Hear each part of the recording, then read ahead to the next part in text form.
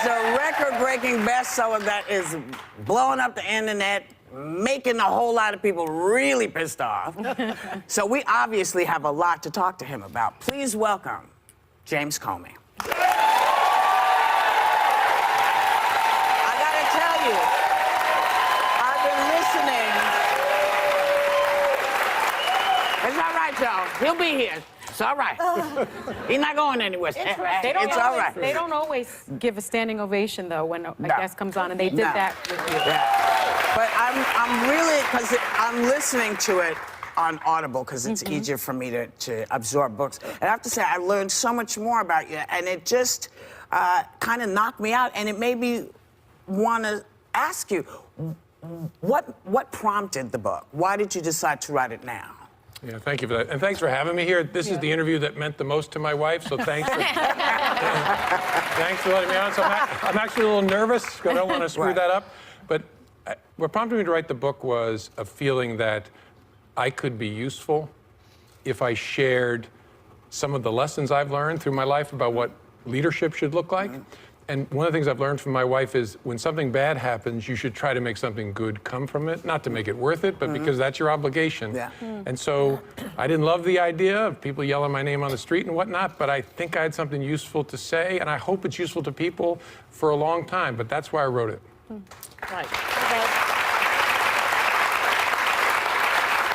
Director Comey, you know, you're not naive to the criticism you've gotten from Republicans and Democrats. And I think it's worth noting that David Axelrod, a big Democrat who's a former chief strategist to President Obama, said, "I have no doubt about its brilliance when it comes to book sales. Maybe he should have called it higher royalties." What do you say to people like him and people like me that think you're just doing this for money and attention? Yeah, first thing I do is ask him to read the book. And I'm not saying he should agree with me, but if he reads the book, he will see I'm trying to make choices between bad options and doing it in a way that I think you would want someone as director of the FBI to do it. So even if you leave the book still thinking I'm an idiot, you realize I'm actually kind of an honest idiot, and I'm not on anybody's side. I think anyone who got to your level is an idiot. I would never accuse anyone of that. I think that maybe J. Edgar Hoover is rolling over in his grave at saying the types of things you're saying and revealing the types of things you're revealing. It doesn't seem like something that the director of the FBI. Why are you laughing? Because J. Edgar, really, he's the wrong guy to bring up. I wonder what dress he's wearing. But he didn't write a tell-all when he left. Yeah. So did that's he say that he was a trans? Can I finish my question? Yeah. Just saying, director. So what would you say to that? That I don't think of it as a tell-all. It's a whole lot more than the stories that are in the last few chapters of the book. It's about mistakes I've made, things I'm very much ashamed of I did when I was younger. It's a story about portions of my life to try and tell a story. It has no classified information in it, has no sensitive investigative information in it, and I know that because I wrote it and because the FBI reviewed it. Right. So I think J. Edgar Hoover would say you followed the rules and you did it.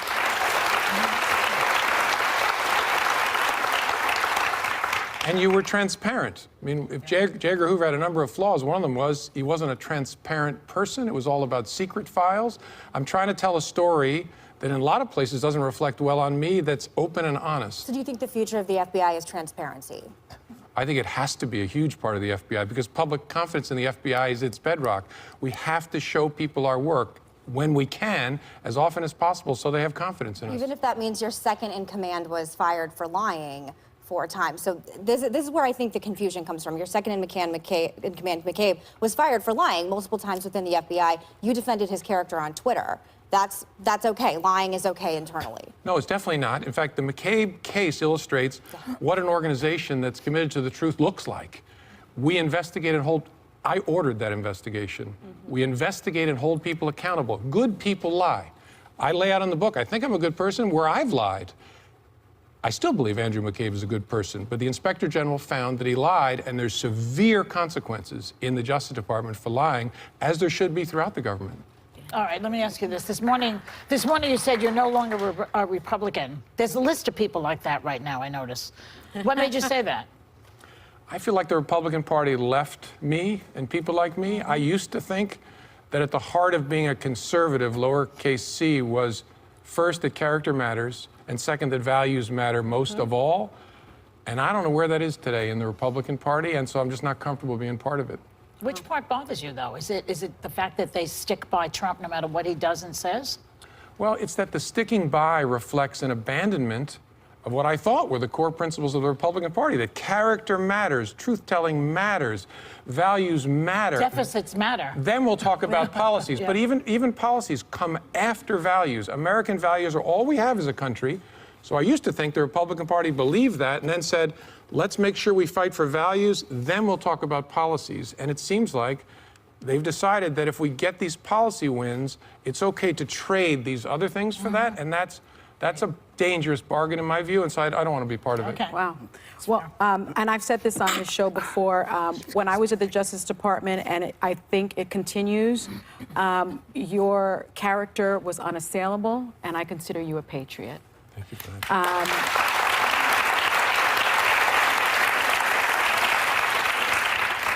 And I think you lost your job because of it.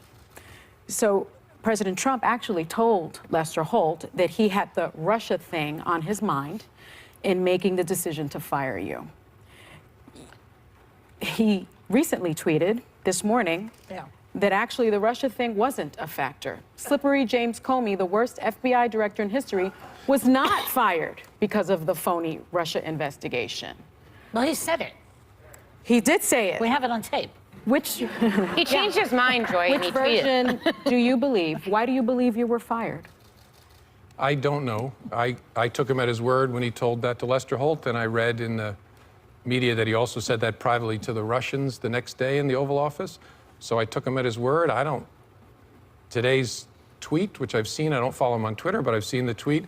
Both of those things can't be true. I actually think that illustrates part of the problem that I'm trying to bring up, that it matters that the president is not committed to the truth as a Central American value. But so I don't know what to make of it. Do you think that his base will believe him now, or that he didn't mean that, or he didn't say that? I mean, he seems to say these crazy things, and then he still keeps that same base of following him and liking him. What is that? I don't know. And look, I get and appreciate people's passion on the policy front. But what I hope people will take the time to realize is, as I said about the Republican Party, there's something that actually matters first and above that.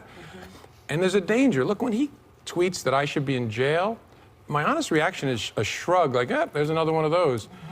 But then I stop myself and say, wait a minute, there's danger in my shrug, because that means I'm becoming numb to the fact that the President of the United States of America is saying that a private citizen should be in jail.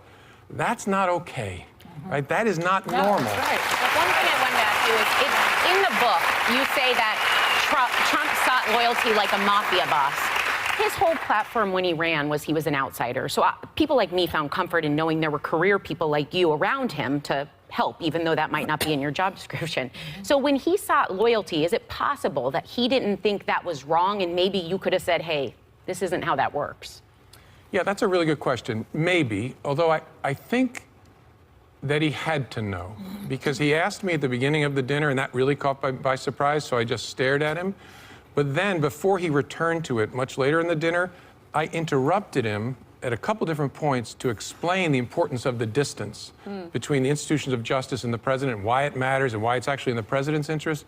So I think by the time he came around to asking for it again, I'd already told him why it mattered that I was not close to him and why that would be inappropriate. Now, Would you do it differently now? I think in fairness, that's the reason I said maybe is, if I had it to do over again, I might have said, hey, Mr. President, I'd have to interrupt, because that's the way it works. Mr. President, that's not something you can do for the reasons I just explained to you. And I didn't do that, and if I had to do over again, I'd have done it better, I think. People like Alan Dershowitz say you didn't have the courage to, though. Well, actually, come back who to knows what's happening except me? And that means we'll be right back.